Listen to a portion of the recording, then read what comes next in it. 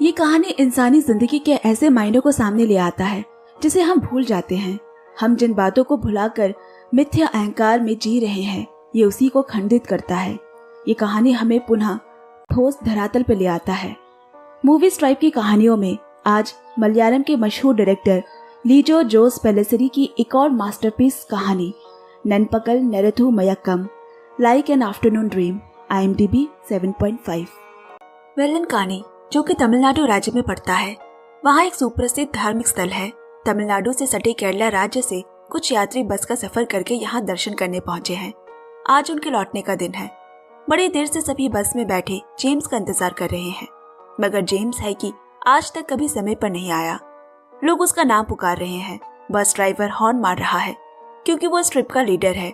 सभी की जिम्मेदारी उसी पर है, मगर जेम्स का तो अभी तक सूटकेस ही तैयार नहीं है। थोड़ी देर बाद वो अपने बीवी और लड़के के साथ नीचे उतरकर कुल 8 कमरों का बिल चुकता किया। तभी उसकी नजर वहाँ टेबल पर पड़ी तस्वीर पर गई। उस पे तमिल में कुछ लिखा हुआ है और जेम्स तो केरल से है, उसे तमिल नहीं आती, वो मलयालम बोलता है। पूछने पे वो आदमी बोला, यहाँ लिखा है मृत्यु गहरी नींद की तरह है और इस नींद से फिर से जागना ही जन्म लेना है।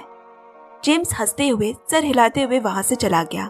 वो अपने ही मन का करने वाला गुस्सैल स्वभाव का आदमी है, इसलिए देरी से आने पर भी किसी ने उससे कुछ नहीं कहा। बस देर से ही चली थी। दोपहर के खाने के लिए बस एक ढाबी पर रुकी। सबने आराम से खाना खाया सिवाय जेम्स के। उसे तमिल लोगों का रहन सहन, खान पान, यहाँ तक कि बोली से भी ऐतराज है। वो उस ढाबे में परोसे तमिल खाने में 100 नुक्स निकालने लगा। तंग आकर बीवी ने भी कहा, चुपचाप खा लो या जाकर बस में इंतजार करो। अब बस में भी ड्राइवर ने जब एक तमिल गाना लगा दिया, सभी मजे में है। बस जेम्स भड़क गया, कहा कोई मलयाली गाना क्यों नहीं बजाते, मगर ड्राइवर रहा तमिल, उसने उसकी एक ना सुनी। आखिर में जेम्स चुपचाप अपनी जगह पर आकर बैठ गया। थोड़ी देर में दोपहर की पेट पूजा और ठंडी हवा के झोंके में सबको नींद आ गई। बस दोनों राज्य तमिलनाडु और केरला की सरहद से अपनी रफ्तार से गुजर रहा है। तभी अचानक जेम्स की नींद खुली और उसने बस रोकने के लिए कहा। ड्राइवर ने भी ये सोचकर रोक दिया कि जेम्स को हल्का होना होगा। जेम्स अपनी सीट से उठा, बस से उतरा और मकई के खेतों के बीचों बीच चलते हुए एक गांव तक पहुंचा। वहां की अली गली के घर से होता हुआ एक घर के सामने आकर रुका। फिर वहां खड़ी गाय को घास डाली, पास खड़े कुत्ते को पुचकारा, वही तार पर टंगी लुंगी उतार कर पहनी और सीधा उस घर में घुसकर बैठ गया। बगल में एक बूढ़ी औरत पैर पसारे हुए टीवी सुन रही है। आंखों में काला चश्मा है, मालूम होता है आंखों का ऑपरेशन हुआ है। सामने एक आदमी इत्मीनान से सो भी रहा है। ऐसे किसी के घर में घुसकर बैठ जाना बड़ी अजीब बात है। फिर जेम्स ने सामने कटोरी में रखी 2 किशमिश उठाकर उस बूढ़े के हाथ में दी। वो भी मुस्कुराते हुए खाने लगी, जैसे कि वो ऐसे हमेशा से करता आया हो। फिर उठकर अंदर कमरे में चला गया। वहाँ एक औरत सो रही है। जेम्स को वहाँ देख वो हड़बड़ाकर उठ गई। जेम्स ने अलमारी से कुछ पुराने कपड़े निकालकर पहने और उसका नाम लेते हुए बोला, तुम लेटी रहो, मैं चाय बनाकर लाता हूँ। और रसोई घर में जाकर चीनी चाय पत्ती के डब्बे टटोलने लगा। अरे ये क्या, चाय पत्ती खत्म हो गई है। कितनी बार कहा है घर पे सामान खत्म होने से पहले ही बता दिया करो। पीछे पीछे आकर आंगन में खड़ी हुई वो औरत भी हक्का बक्का होकर जेम्स को देख रही है।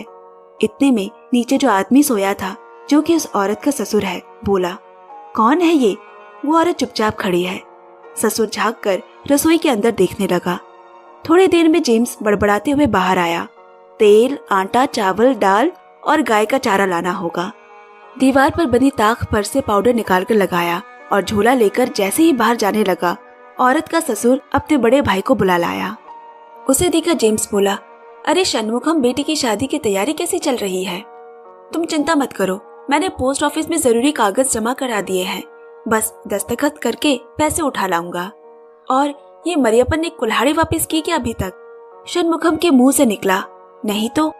हाँ, वो ऐसा ही करता है, कभी कोई चीज समय पर वापस नहीं करता, कहकर घर से बाहर निकल गया।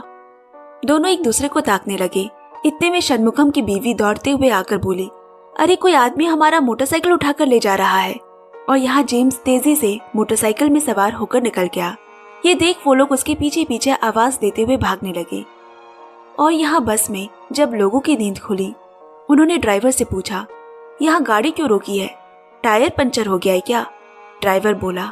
जेम्स नीचे उतरा था, पता नहीं कहाँ चला गया है। इतनी देर हो गई है, वापस ही नहीं आ रहा। जब काफी देर हो गई तो बस में सभी उसे ढूंढते हुए उस गांव तक आ पहुंचे। तभी जेम्स मोटरसाइकिल पर सवार उनके पीछे से निकल कर गया। वो लोग भी उसका नाम पुकारने लगे। तभी जेम्स का साला महेश षणमुखम की साइकिल पर सवार होकर उसकी मोटरसाइकिल का पीछा करने लगा। रास्ते में जेम्स की बीवी और लड़के से टकरा गया। आंखें नहीं है क्या, बीच रास्ते पर चल रहे हो, कहकर आगे बढ़ गया। वो दोनों को समझ ही नहीं पाए। अब गांव में सब लोग इकट्ठा होकर बातें कर रहे हैं। कोई कुछ कहता है तो कोई कुछ। वो आदमी सुंदरम के घर में आया है। बड़ी अजीब बात है, कोई उसे पहचानता नहीं। बस में साथ आए लोग उन्हें समझाने की कोशिश कर रहे हैं कि जेम्स ऐसा नहीं है, वो तो यहाँ पहले कभी आया भी नहीं है। मालूम नहीं वो ऐसा क्यों कर रहा है, कुछ हो गया है शायद उसे। यहाँ सुंदरम के घर में उसकी बीवी ने एक बंद कमरे की पुरानी से संदूक में से एक तस्वीर निकालकर सीने से लगा ली। बाहर बस के लोग सुंदरम का घर ढूंढते हुए वहां तक पहुंच गए। लोगों ने बताया वो सुंदरम की पत्नी है और दोनों औरतें एक दूसरे को दूर से ही देखने लगी। यहाँ जेम्स एक करेले के खेत पर पहुंचा। वहां एक अनजान आदमी खड़ा था। उसने उसे डांटकर भगाया, फिर थोड़े जगह का मुआयना कर वहां से निकल गया। तभी पीछे पीछे साइकिल पर षणमुखम और जेम्स का साला आ पहुंचा। जिस आदमी को जेम्स ने भगाया था वो वहां का माली है। वो षणमुखम से बोला, पता नहीं कौन पागल है। फिर जेम्स वहां से मंदिर गया और वहां से फिर कहीं और के लिए निकल गया। यहाँ जेम्स के साथ आए लोग गांव घूम घूम कर उसे ढूंढने की कोशिश कर रहे हैं। उन्हें उसे कैसे भी करके जल्द से जल्द ढूंढना होगा, क्योंकि बस में महिलाएं और बच्चे उनका इंतजार कर रहे हैं। लोगों ने बताया कि जेम्स तो बड़ी अच्छी तमिल बोलता है, जैसे वो यहीं से हो। ये तो बड़ी अजीबो गरीब चीजें हो रही है, जेम्स को तो तमिल आती ही नहीं। देखा नहीं कैसे बस में गाना बदलने के लिए ड्राइवर से लड़ने लगा था। जेम्स को ढूंढते हुए जब षणमुखम और महेश मणिकन के दुकान पर पहुंचे, वहां लोगों से पता चला, हाँ एक पागल आदमी आया तो था, हम सबसे मजाक में बातें कर रहा था, जैसे हमें कब से जानता हो, अभी अभी यहाँ से गया है। तब षणमुखम बोला, इस तरह तो हम उसे कभी नहीं पकड़ पाएंगे, एक काम करते हैं, वापस लौट चलते हैं। वैसे भी कुछ देर में शाम होने वाली है, वो शाम 7 बजे तक घर आ जाता है, वो हमें वही मिल जाएगा। अब इधर सुंदरम की बेटी स्कूल से वापस घर आई और आते ही घर सर पर उठा लिया, कौन है ये आदमी जो दिन दहाड़े हमारे घर में घुस आया है? आप लोगों ने ऐसा होने कैसे दिया? ऊपर से वो बाबा की मोटरसाइकिल भी ले गया है, जल्दी पुलिस को फोन कीजिए। उसे किसी तरह शांत कराया गया, ये कहकर कि उस आदमी के परिवार के लोग यहाँ बैठे हैं, और वो गुस्से में पैर पटकते हुए घर के अंदर चली गई। अब वहाँ बस के सामने खड़े लोगों का धैर्य खत्म हो रहा है। लोग तरह तरह की बातें बनाने लगे। एक आदमी बोल पड़ा, मुझे तो लगता है जेम्स को कोई दिमागी बीमारी है। इतने में वहां खड़े जेम्स के दोस्त ने बीच बचाव करते हुए कहा, ऐसा नहीं है, मैं खुद उसके साथ 3 साल दुबई में रहा हूँ। वो बहुत अच्छा इंसान है, अपनी एक एक कमाई घर भेजता था। और उनमें बहस शुरू हो गई। अब शाम को दारू के ठेके में शराब पीकर जेम्स को टीवी पे चल रहे तमिल पिक्चरों के पूरे डायलॉग्स मुंह जबानी है। ये कैसे मुमकिन हो सकता है भला?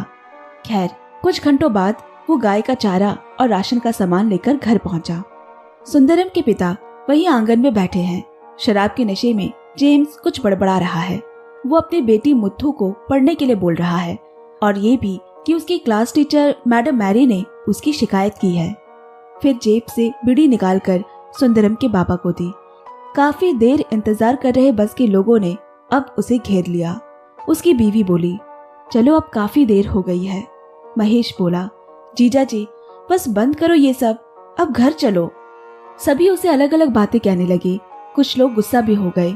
बस में महिलाएं और बच्चे अकेले हैं और हम यहाँ एक वीरान गांव में बैठे हैं। क्या मतलब है इन सब का? अब चलो यहाँ से, कल सबको अपने अपने काम में भी तो निकलना होगा। यहाँ तक कि उसके गांव के दोस्त और षणमुखम भी जब यही कहने लगे, जब उसके साथ जबरदस्ती होने लगी, तो जेम्स को गुस्सा आ गया। एक तो वैसे भी वो थोड़े बहुत नशे में है। बोला, कौन कहता है मैं यहाँ से नहीं हूँ? ये मेरा गांव है और ये मेरा घर है। कौन है ये लोग जो मुझे ले जाना चाहते हैं? अपने दोस्त मणि और काली मुट्ठी पे उंगली उठाकर बोला, बोलो, तुम लोग भी मुझे नहीं पहचानते हो क्या? वो जो औरत अंदर बैठी है जिससे मैंने शादी की है, वो भी क्या यही बोलेगी? मेरी अंधी माँ, क्या वो भी यही बोलेगी कि मैं उनका बेटा नहीं हूँ? वर्धनाथ, जब तेरी बेटी को बीच रात में बच्चा होने वाला था मैं नहीं दौड़ा था क्या तेरे लिए? कन्ना, तेरे खेत में पानी की कमी जब हुई थी, वहां कौन खड़ा था तेरे साथ, बता। फिर बाबा की तरफ मुड़कर बोला, मैं तेरी औलाद नहीं हूँ क्या? फिर चिल्लाकर अपनी बीवी और बेटी को आवाज देने लगा, मुत्थू, ए मुत्थू, क्या मैं तेरा बाबा नहीं हूँ? माँ बेटी अपनी सांसें रोक उसकी बातें सुन रहे हैं। वहां खड़े हर एक की आंखों में आंसू है। फिर वो जमीन पर बैठकर बोला, मैं यही पैदा हुआ हूँ, ये मेरे बाप दादा की जमीन है और कल मैं भी इसी मिट्टी में दफन हो जाऊंगा। भले ही ये गांव वाले तुमसे मिल गए हैं, पर मुझे यहाँ से कोई नहीं ले जा सकता। और फिर सामने खड़े अपने कुत्ते से बोला, क्या रे, तू तो मुझे अपना मालिक मानता है ना? कहते हुए वही लेट गया। चारों ओर सन्नाटा छा गया। सब खड़े उसे देख रहे हैं। थोड़ी देर बाद वो उठा और घर के अंदर चला गया और अपनी माँ की गोद में सर रखकर लेट गया। केवल माँ ही अपने बेटे सुंदरम को पहचान सकती है, क्योंकि इसके लिए उसे देखने की जरूरत नहीं, वो महसूस कर सकती है। यहाँ बाहर सभी लोग बैठे बातें कर रहे हैं। जेम्स की हरकतें, बोलना, उठना, बैठना सब कुछ सुंदरम की तरह है। आज से 2 साल पहले वो अचानक लापता हो गया था। बहुत ढूंढा, पुलिस में रिपोर्ट कराई, पर कोई फायदा नहीं हुआ। दोनों पक्ष के लोगों ने एक दूसरे से इस असुविधा के लिए माफी मांगी। रात को वही आसपास के घरों पर उन सभी के रात गुजारने का बंदोबस्त किया गया। अब सबको कल सुबह का इंतजार है। शायद कल जब जेम्स उठे वो वापस आ गया हो और वो सब घर जा सके। रात में बस में ड्राइवर के साथ एक लड़का रुका हुआ है। वो बोला, कितनी अजीब बात है ना, हमें से किसी ने सोचा था क्या कि हम यहाँ इस वीरान इन लोगों से मिलेंगे, इस तरह की घटना हमारे साथ होगी। वो कहावत सुनी तो होगी तुमने कि ये दुनिया एक रंगमंच है और हम सब यहाँ इस नाटक में सिर्फ हिस्सा लेने आए हैं। सबको अलग अलग किरदार दिया गया है और अपने तय किरदार को निभाकर बस चले जाना है। उसने कहा, मेरे पास एक तरकीब है, क्यों ना उसे बेहोशी की दवा पिलाकर यहाँ से ले चले। कल सुबह दवा की दुकान जाकर ले आता हूँ गोलियां। जिस जेम्स की देर से उठने की आदत की वजह से बस वालों को इंतजार करना पड़ा था, आज वो भोर 4 बजे उठकर गाय का दूध निकालकर सुबह सुबह घर घर दूध पहुंचाने भी निकल गया। यहाँ बस से आए लोगों को नींद की गोली मिलाकर बेहोश करने वाली बात बताई गई, ताकि जेम्स को यहाँ से ले जाया जा सके, क्योंकि ऐसे परिवार के साथ अनजान जगह और लोगों के बीच सुरक्षित नहीं है। थोड़ा आनाकानी हुई लोगों के बीच, पर सब राजी हो गए। बाद में जेम्स की पत्नी और उसके परिवार वाले भी राजी हो गए। ये दवा कुल 10 घंटे तक असरदार है। आज खाएगा तो कल सुबह तक हम बस में आराम से उसे लेकर शहर पहुंच जाएंगे। अब यहाँ जेम्स नियमित रूप से जिन घरों में दूध पहुंचाता आया है वहां गया, पर कोई उसे दूध नहीं ले रहा। सबने किसी और ग्वाले से लेना शुरू कर दिया है। वो तो उसे पहचान भी नहीं रहे। जेम्स ने सोचा, ऐसा कब हुआ, मैं तो कल भी यहाँ दूध देने आया था। खैर, इसके बाद वो रोज की तरह डोसा खाने समयापन के दुकान पर रुका और खाते हुए जब समयापन ने सबके साथ उसकी थाली में भी चटनी डाल दी, वो गुस्से में बोला, तुम्हें नहीं पता क्या कि मुझे चटनी पसंद नहीं? समयापन ने भी ताव में आकर बोला, तुम हो कौन और मुझे कैसे पता चलेगा तुम्हें क्या पसंद है क्या नहीं? चुपचाप खाओ और निकलो यहाँ से। जेम्स सोच रहा है, ये हो क्या रहा है मेरे साथ? फिर उसे याद आया, अरे षणमुखम की बेटी की शादी के लिए पोस्ट ऑफिस से पैसे निकलवाना है। वो वहाँ चला गया, मगर दफ्तर में उसके फर्जी दस्तखत देखकर वहाँ काम करने वाले लोगों ने उसे धक्के मारकर निकाल दिया। कहा कि जो इंसान 2 साल पहले मर चुका है उसका फर्जी दस्तखत करके पैसे मारना चाहते हो। बड़ी बेइज्जती हुई जेम्स की। दुखी होकर सारा का सारा दूध एक नाली में बहा दिया। रास्ते में घर लौटते हुए अब जेम्स की नजर गांव में बनने वाले एक मंदिर पर पड़ी, पर यह कल तक तो यहाँ नहीं था। उसने गुजरने वाले गांव के लोगों से पूछा, ये मंदिर रातों रात कैसे खड़ा हो गया? लोगों ने कहा, ये मंदिर, ये तो 2 साल से बन रहा है। कौन हो तुम? इस गांव के तो नहीं लगते। आज सुबह से उसे एक के बाद एक धक्के लग रहे हैं। अब यहाँ ये तो तय हो गया कि नींद की गोली देनी है, पर देगा कौन? तो सुंदरम की पत्नी से कहा गया कि ये काम वो कर सकती है, मगर उसे ये साबुत खिलाना होगा, तभी इसका पूरा असर दिखेगा। अगर खाने में मिलाया और उसने पूरा खाना नहीं खाया तो दवा असर आधा ही करेगी। सुंदरम के बाबा बोले, वो शाम को एक नींद के बाद उठकर चाय पीता है, वही सही मौका है चाय के कप में घोलकर पिलाने का। सुंदरम की पत्नी का कहना है कि जब तुम सब ने मिलकर ये तय कर लिया है तो मुझे इस पे क्यों घसीट रहे हो? मैं तो चुपचाप अपनी जिंदगी जी रही थी ना, और अचानक एक आदमी आया जिसका चलना बोलना फिरना सब मेरे पति की तरह। कभी सोचा है मुझ पर क्या बीत रही होगी? सब चुप हो गए, मगर और कोई उपाय भी नहीं, क्योंकि जेम्स उसे पत्नी मान रहा है और वो उसके हाथ की ही चाय पीता है। इधर जेम्स का सर और बदन दुख रहा है। वो हजामत के लिए गांव के नाई माइल्स सामी के पास आया, पर आज वहाँ कोई और है। उसने पूछा, पहले वाला नाई किधर है? तो जवाब आया, वो तो 6 महीने पहले मर गया, तुम यहाँ नए मालूम पड़ते हो। जेम्स ने ऊपर देखा तो माइल्स सामी की हार लगी तस्वीर टंगी है, और फिर सामने आईने में जब अपना चेहरा देखा तो वो हक्का बक्का रह गया। ये कौन है भला? अब वो घर पहुंचा तो लोग उसे अपने घरों से झांक कर देख रहे हैं। बाबा उसके खाने पर इंतजार कर रहे हैं। माँ भी बोली, खा लो बेटा, और वो वैसे ही आधे मन से खाने के लिए बैठ गया। दूर से आया उसका भाई उसे धमकी देकर गया, तू जल्दी चला जा यहाँ से, वरना ठीक नहीं होगा। जेम्स को कुछ समझ नहीं आ रहा, ये मेरा भाई ही मुझसे ऐसे क्यों बात करके गया। माइल्स सामी मर चुका है, गांव में एक मंदिर बन रहा है, पर कल तक तो वहाँ कुछ नहीं था। मैं क्या करूँ? कहते हुए वो रुआसा सा हो गया। पास बैठा सुंदरम के बाबा बोले, बेटा खाते वक्त नहीं रोना चाहिए, पहले खा लो फिर बात करते हैं। तब जेम्स ने देखा, मेरा बच्चा मुथु कहाँ है? बेटी, बाबा के साथ नहीं खाओगी आज? माहौल काफी भावुक हो गया है।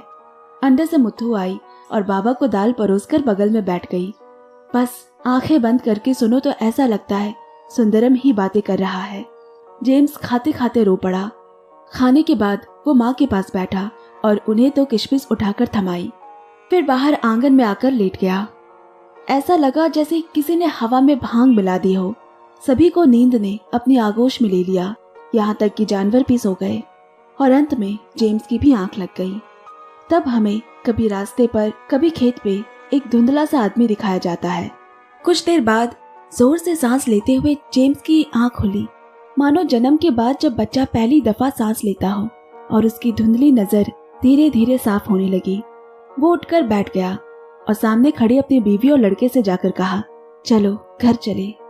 ये सुनते ही दोनों की जान में जान आई और वो जेम्स की छाती से चिपक गए। जेम्स अब पहले की तुलना में काफी शांत है, जैसे उसे लग रहा है यहाँ कुछ तो हुआ है। उन्होंने सुंदरम के परिवार को हाथ जोड़कर प्रणाम किया और एक एक कर सब निकल पड़े। पूरा गांव उन्हें जाते हुए देख रहा है। अब हम देखते हैं कि बस में अचानक से सब सो गए हैं। ऐसा लग रहा है जैसे वो दोपहर की नींद से उठे ही नहीं, केवल जेम्स खिड़की से बाहर झांक रहा है। तभी ड्राइवर ने बस शुरू कर दी। यहाँ सुंदरम का पालतू कुत्ता बस का पीछा करने लगा, मानो उसका कोई जानने वाला उस बस में सवार हो, और ये कहानी यही खत्म हो जाती है। ये कहानी हमें अजीबोगरीब मोड़ पर छोड़ जाती है, जैसे क्या कभी जेम्स उस बस से उतरा था? क्या ये उसका कोई सपना था? क्या सच में सुंदरम उसके शरीर में आया था? ये तो हम नहीं बता सकते, लेकिन ये कहानी जीवन के उसी सत्य को दोहराता है जिसे हम बार बार भूल जाते हैं। जैसा कि फिल्म का नाम है ननपकल नेरथु मयकम, यानी दोपहर की एक नींद की झपकी। एक दोपहर जेम्स को बस पे नींद आ जाती है और ये गहरी नींद एक मौत की तरह होती है, और जब वो जागता है तो एक दूसरा आदमी सुंदरम बन जाता है, जैसे कि उसका नया जन्म हुआ हो, जिसका शरीर वही है लेकिन आत्मा बदल गई है। जिस शरीर को आधे लोग पहचानते हैं और आत्मा को आधे लोग। सुंदरम एक नया शरीर लेकर जब अपने गांव वापस आया तो उसे कोई नहीं पहचान पाता। इसमें संसार के सबसे प्रमुख नियम का उजागर किया है कि इंसान की आत्मा शरीर बदल बदल कर इस दुनिया के रंगमंच में बार बार लौटती है, नाटक में हिस्सा लेती है, और पर्दा गिरते ही उस किरदार की भूमिका खत्म। अब नया किरदार जन्म लेगा, बिल्कुल जैसे हमारा अस्तित्व किसी पानी के बुलबुले की तरह हो जो बनते और फूटते रहते हैं। इसलिए अत्यधिक अहंकार, लोभ, राग, मोह ना करें, क्योंकि आपको मालूम नहीं कि आपकी भूमिका कितनी देर चलेगी और पर्दा कब गिर जाएगा। इसी के साथ मैं ये बेहद ही खूबसूरत कहानी यहीं समाप्त करती हूँ। धन्यवाद। कहानी पसंद आई तो जरूर हमें कमेंट बॉक्स में कमेंट करें और वीडियो को लाइक के साथ साथ ढेर सारा शेयर भी पक्के से करें। कहानी सुनते रहिए, सुनाते रहिए। Bye bye, love you and take care.